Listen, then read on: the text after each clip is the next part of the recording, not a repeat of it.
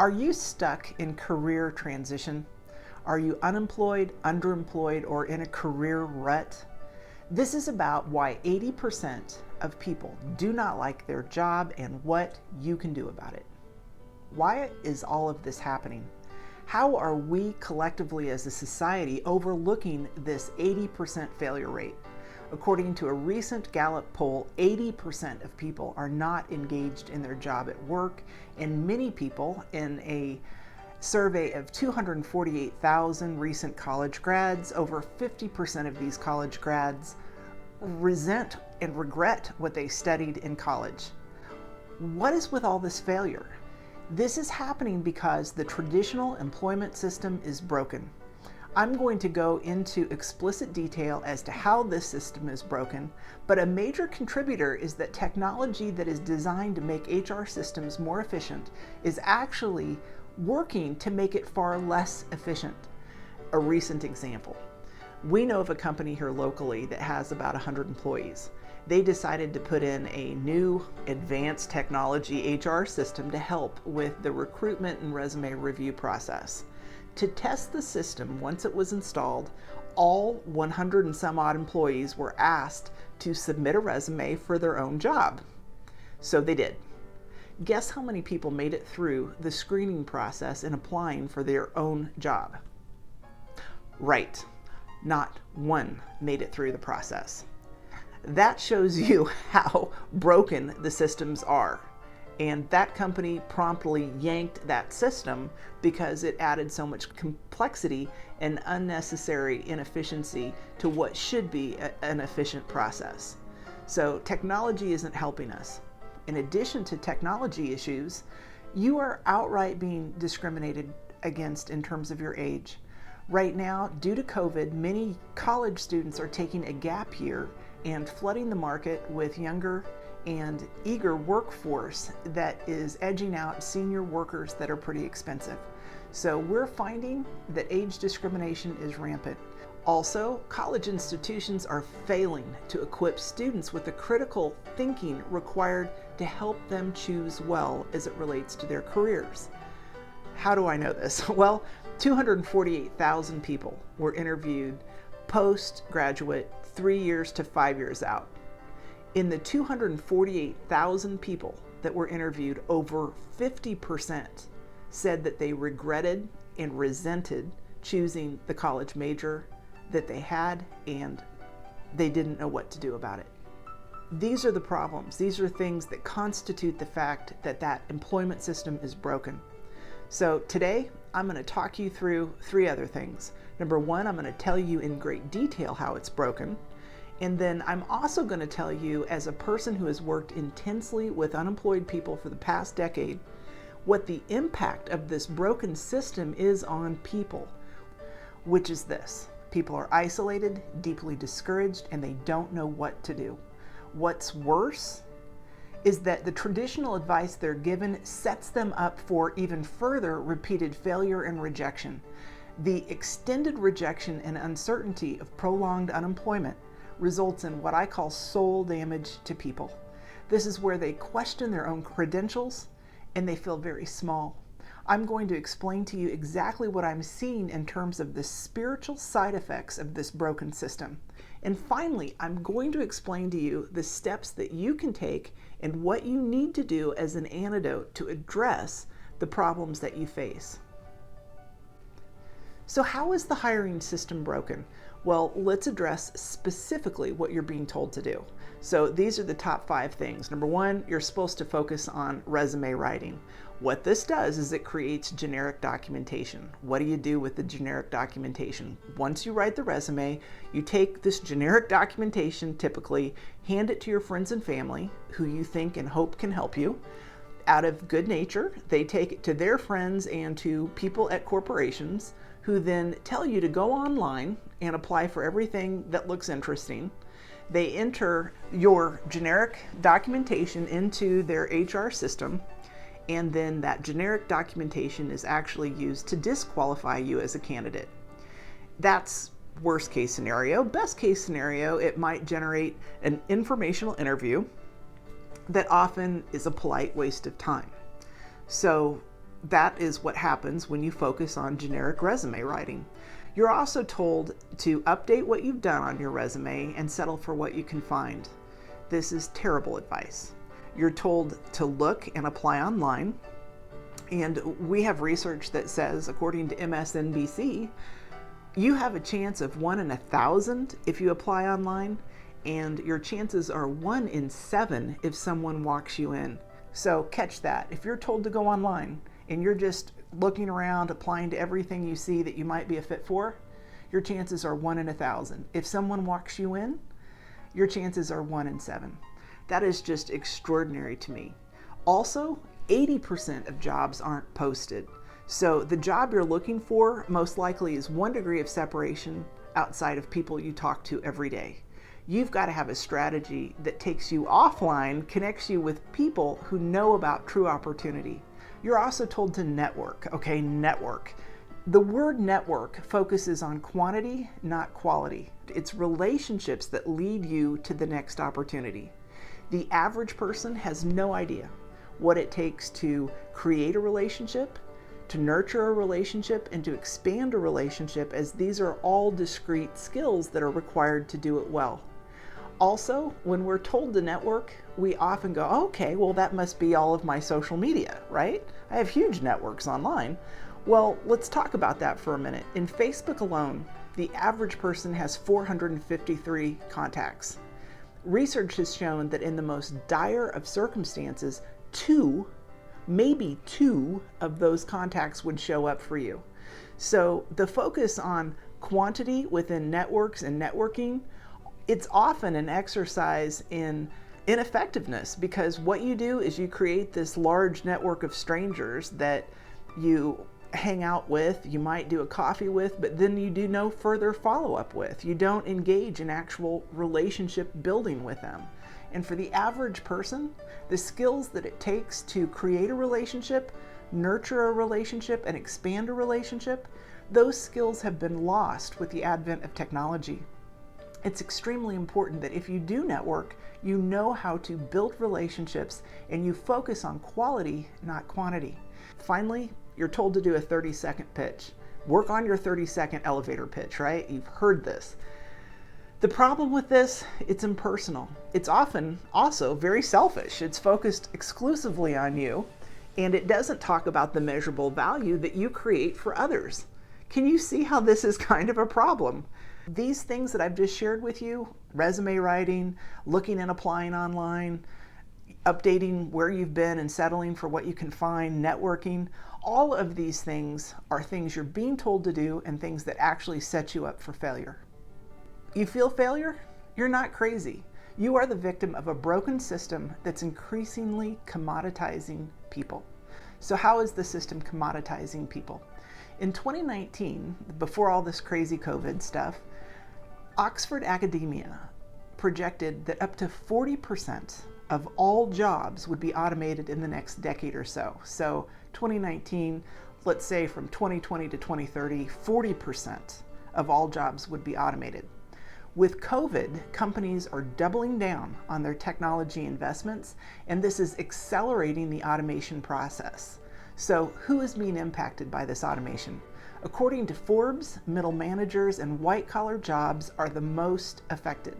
So if you think about the impact of COVID and the frontline workers who were immediately hit, event management people, people in the restaurant business, people in travel, all of those people have been impacted. Now is the second wave, and what we're seeing is middle-class managers and white-collar jobs be disposed of. And if you're following the advice that you've been given, you're in a cycle of failure that due to COVID is actually accelerating. The result of all these broken systems is prolonged unemployment, underemployment, disengagement. Again, a recent Gallup survey suggests that 80% of people don't like their work, they're discouraged and they're disengaged and they don't know what to do. Is this you? These statistics I'm mentioning do not factor in what could be your unique situation, such as, did you leave a toxic work environment? If so, you could be harboring tremendous stress, anxiety, and regret. Did you experience a firing that left you with a sense of ongoing anger, shame, or unresolved conflict. If you don't have a safe place to talk through these unresolved issues, you put what we call junk in the trunk in the back of your mind and compress it, and it becomes like a jack in the box. It just pops out of nowhere during the interview process. And these issues, if you don't work through them and get support in the process, they can derail your employment and your interview efforts. Did you experience trauma in your work environment? How have you internalized this, and how is it now impacting your choices moving forward? These are important questions that you need to ask. Is this you? If so, I believe you're suffering from the spiritual side effects of unemployment. So why am I so familiar with this, and why am I qualified to speak to this? Since about 2009, I've been working as a volunteer congregational care minister, and I've worked for over a decade with unemployed people. These are people who are often white-collar people who are near sleeping in their car, they're losing their houses, they're going through divorces, they're suffering. And I know what it's like to face the financial stress, the identity loss, the personal pain of questioning your own credentials. I've seen this firsthand in terms of the spiritual side effect or soul damage associated with unemployment. And what are these side effects? Well, let's talk for a minute about general things going on in the population. Since the onset of COVID, 25% or 1 in 4 of the general population are struggling with depression. If you overlay the statistic of unemployment against that 25%, that number skyrockets. In fact, they've shown a correlation between the length of unemployment and the propensity for depression. So the longer you've been unemployed, the more likely you are dealing with depression. Additionally, 1 in 3 people in the general population struggles from insomnia. Again, if you add the unemployment statistics to the equation, this number escalates dramatically. So, in addition to a problem with the mechanics of what you're being told to do, spiritually, you're in need of far more than just a mechanical fix. You're in need of spiritual support and general psychological support. What do you need? In working with people, what I have seen is that you need to prioritize self-care. In my experience, what this means is that you need to join a small group where you can be yourself. You can express how you feel without being judged. You can share the disappointment of rejection, and you can ask for support. And you need a place where you can genuinely put on your spiritual sweatpants, let your guard down, and get out of that feeling of always being in interview mode. That's a real challenge for folks, because if you're going to a job club all the time, the unfortunate side effect is that that continues to foster a focus on networking, which often still takes us into that mindset of interview mode, and we don't get the psychological release that we need to feel adjusted, to feel heard, and to feel authentic. So what else am I seeing? Well, before COVID, people felt a profound sense of isolation. Now, with COVID, the isolation is real. So how do people respond to real isolation? Well, they're turning to social media increasingly. Social media use is going up as people become isolated. Social media, if you go look at that, it's making us feel more lonely, more anxious, and more isolated. Research says that the time you spend on social media is directly proportionate to a propensity for anxiety and depression. We feel alone, we go online. Being online actually makes us feel more anxious and divided, when what we really want is just a sense of community and connection. Also, I'm seeing companies do things that are just flat out wrong. So I am seeing companies ghost applicants right now in our own region and area. This is where companies are using robots to interview people. Yes, you're interviewing with a robot that determines your fate with a company. Then they're using artificial intelligence to review your resume. You're not even talking to a real person. And then you don't hear anything. You don't get any update. You don't have phone calls returned.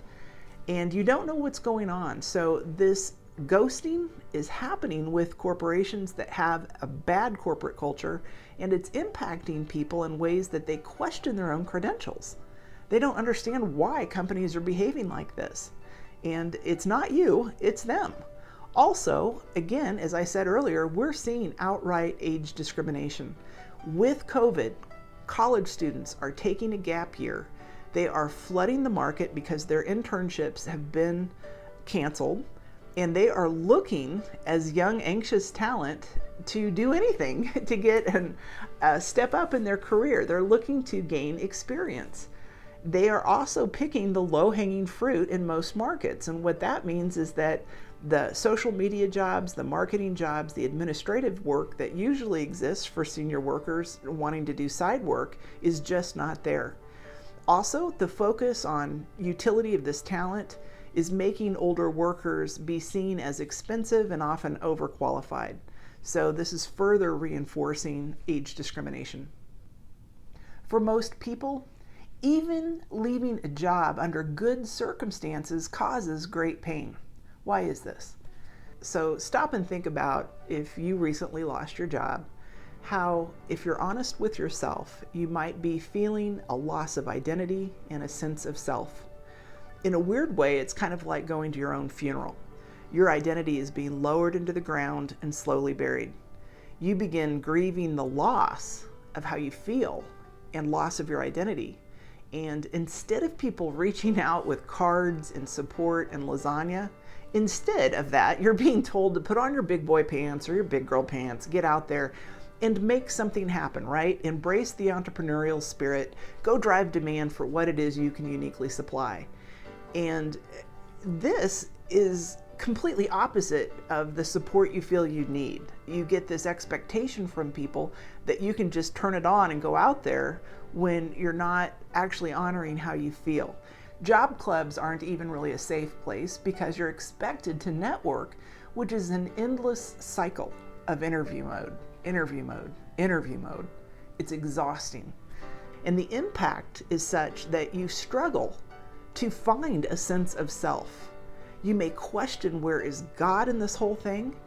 You may even be struggling to find a sense of purpose in what's happening to you.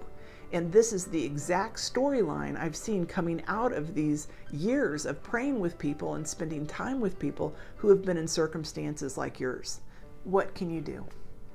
Well, one of the first things we do when we work with people is we tell them to stop doing what isn't working. Stop doing it. If it's not working, don't do it. That's the definition of insanity, right? I'd like to tell you a story of a woman, her name is Denise, who sent out a literal 1,000 resumes and did not hear a word from the marketplace. And when I tell you about her, you're going to find this astonishing because she is so talented. So she sent out 1,000 resumes. And what is it about Denise? So Denise is an engineer by training. She also happens to have a JD degree or a law degree. And for fun, she opened up a bridal boutique as an entrepreneur and had great success and then sold that business.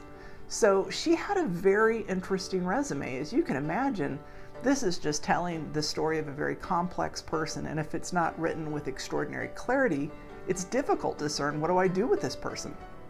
So in working with her and in hearing her story that she had sent out 1,000 resumes with not one response, I said, is it possible we can slow down to get there faster? She said yes. So I told her, I said, would you be willing to write for yourself a perfect job description? This is answering the question every day, if you were to get up and do the kind of work that really excites you, what would that work be? What would it look like? She took the assignment and came back to me and said, Elizabeth, here's what I would do every day if it were up to me. I would work in a contract negotiating position as a purchasing agent using my technical skills in a highly technical environment. That is what I would really like to do. So as soon as we got that clear, she rewrote her documentation to reflect what she really wanted. And she followed our advice and she connected with a person 1 degree of separation outside of who she normally talks to, and statistically, this is what we can prove is where the opportunity is. And she talked to an OSU alumni who said, "So what's up with you? What's been going on?" And she said, "This is what I'm looking for. I'd like to become a contract negotiator and a purchasing agent in a highly technical company using my experience as an engineer." And he looked at her and he was like, "You're never going to believe this, but I know of a company and a position that has yet to be posted in Rockwell Collins. I would like to actually walk you in and recommend you for this position. Would that make sense to you?" She said yes, and it went from sending out 1,000 resumes to a 1 in 1,000 chance that she's going to talk to somebody first out of the gate and connect her to a true opportunity. What worked for her will work for you. You need to write a perfect job description for yourself. Can you imagine a college course on writing your own perfect job description? It is important that you know what you're looking for. Why? Well, most people, when they read job descriptions, attempt to retrofit themselves into a vision someone else has for your life. What this means is often you take a position saying, "Okay, I can do this, I can use those skills." And as you do the job, you kind of passively move forward. As I've talked to people who have been unintentional with their career and very passive, they've told me that for a few accolades, a few promotions, a few raises, and a few breadcrumbs of gratitude, they've stayed on in career decisions for decades that they've been unhappy with. Is this you? You need to write a perfect job description for yourself, and we will give you the tools to do that so that you stop retrofitting yourself into everyone else's vision for your life. You also need to have that job description so that you don't fall into what I call imposter syndrome. And this is where you're acting like an imposter to please other people. In one experience I had, we go into colleges frequently and talk to people about this. At one college, a group of leaders were walking me out, and one leader pulled me out of an elevator, literally pulled me out of an elevator to say to me, "Elizabeth, I've got something I've got to share with you." And I said, "Okay, yeah, what is it?" And this leader said, "My daughter, she went to nursing school to make me happy. I knew it was a great career choice for her, but I didn't factor in what she wanted to do. Now she's through nursing school and she's miserable. Elizabeth, I understand you know some things about fashion. Could she visit with you? Could she talk to you?"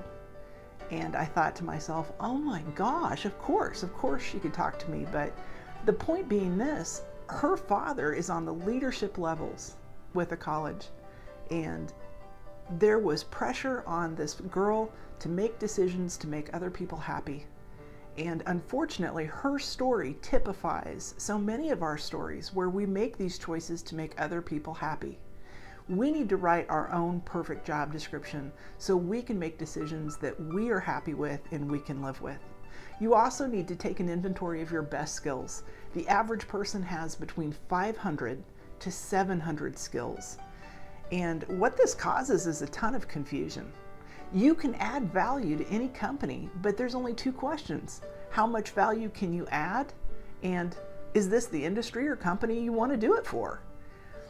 It's important that you understand what your best skills are. And we define best skills as those skills that add measurable value to companies. So let me give you an example of what that means. If I were talking to the general manager of the Royals, Dayton Moore, if I went to him and was talking to him about his needs and he told me he needed a shortstop, I would not bring to him a left-handed pitcher, right?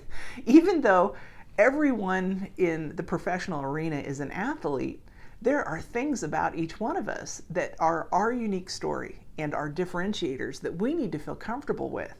So you need to know what your best skills are. You need to identify those skills, understand how they add measurable value, and then develop micro case studies around how those skills have been used so you can illustrate their value, apply it to opportunity, and open the doors with companies who will create a position for you if they just know you exist and that you're passionate about solving their problems. I will tell you, when I came out of school with a political science degree in the middle of a recession. I was terrified. I worked part-time at Dillard's and I sold dresses. And I sold dresses because I understood fashion and I understood what made women look good in dresses. So for me, I knew I could sell dresses. And when I say I could sell dresses, what I mean by that is the average dress cost between $80 to $120 when I was selling them. And my average sale was anywhere between $300 to $700 because each person who bought a dress from me would also buy the pantyhose, the shoes, the purse, the belt, the jewelry, sometimes even the coat to go with it. And I found I could just cross-sell and upsell like crazy and be very successful at creating dress sales. So how does this relate to creating a job? Well, because I had had success at Dillard's, I felt there had to be people out there who were selling clothes who needed to know about me. I looked up image consultants in the Kansas City phone directory in 1991. I found 2 women who were listed as professional corporate image consultants in Kansas City.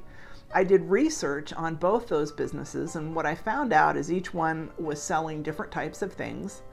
I researched their business and I looked at how I felt I could impact their bottom line.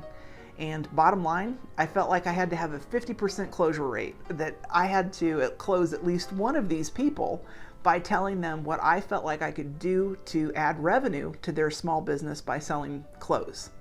So I dialed up those 2 women.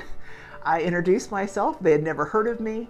I shared my story and my interest in their business. And one of those women, because I felt I could sell her product, created a position for me when she wasn't hiring. She actually created the first job for me out of college because she felt I could add value and impact to her small business. You can add value and impact to small businesses and to businesses in general. They just don't know you yet. They haven't created the position for you because they don't know you yet. You need to use what we call the story of you and how you add measurable value to companies and customers because your story is unique. In many situations in the past, technology, sales, marketing, those disciplines have always used measurable value to argue their value.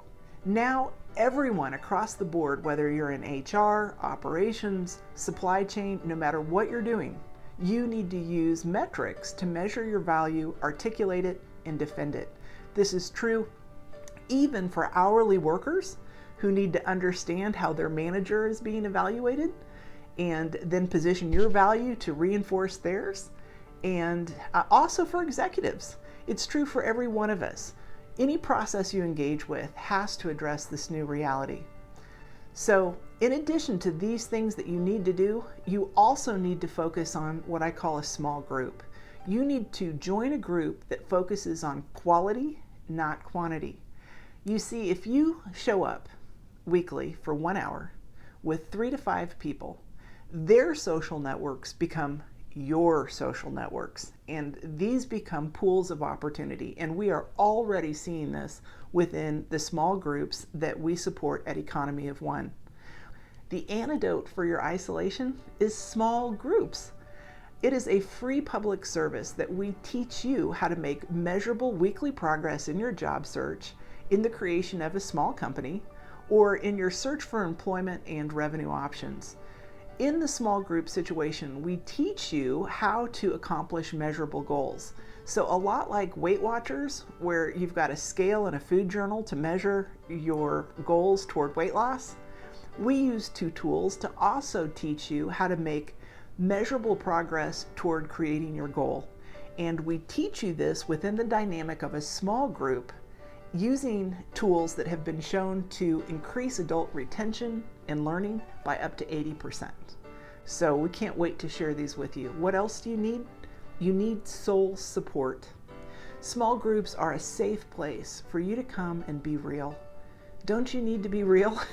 When you think about small groups, they're a safe place for you to encounter other people, to be real and transparent, to commune with people and unify.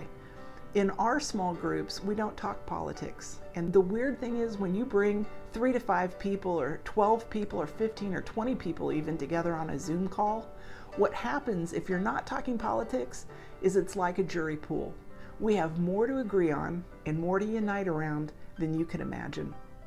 Also, weekly we offer prayer support groups. This is where you get online with us via Zoom, and we form a community that is informal, it is real, it is genuine, and it is talking about pertinent subjects so that you can engage and feel heard and then feel prayed for. Because when God gets involved, anything is possible. With men, nothing's possible, but with God, all things are possible. So no matter what your faith system, no matter what you believe, we respect that, but we encourage you to join us. We're Christians, and we would be honored to pray for you, no matter what your belief system. So why did I create the Economy of One? I created this business to fight this 80% statistic of people who are miserable with what they do. I also formed this partnership with Frank Benura when he and I were working with the military, and we saw 22 servicemen die a day of post-traumatic stress disorder and unemployment. We could not live with that statistic, that 22 men were choosing to end their life per day in the United States because of unemployment. These two combined reasons were reasons that we created the Economy of One. And to me, the 80% systemic failure rate is simply unacceptable. And I'm here to share with you all that I know freely in an effort to help you. So what do we offer? So first of all, we offer an all-inclusive solution. All of the content of the workbook that we've written is free and available to you on YouTube. All of our worksheets from the workbook are free downloads at economyofone.com, the resources tab. We also host weekly prayer groups via Zoom. Just sign in for our weekly newsletter on our website, and all of the links will be sent to you.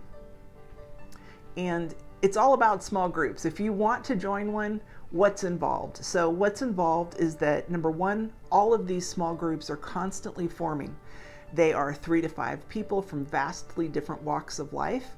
The commitment, if you join a small group, is for 5 weeks of training, and it's 1 hour per week. Then the group moves forward with a weekly meeting without the trainer for 1 hour until everyone has a job or has launched a business. After that time frame, they meet every 4 to 6 weeks. These friendships are for life and are an insurance policy for your future. The commitment is serious because other people depend on you. We have a policy that if you join a group, you have 2 hall passes to say, I can't make it, and then you're out.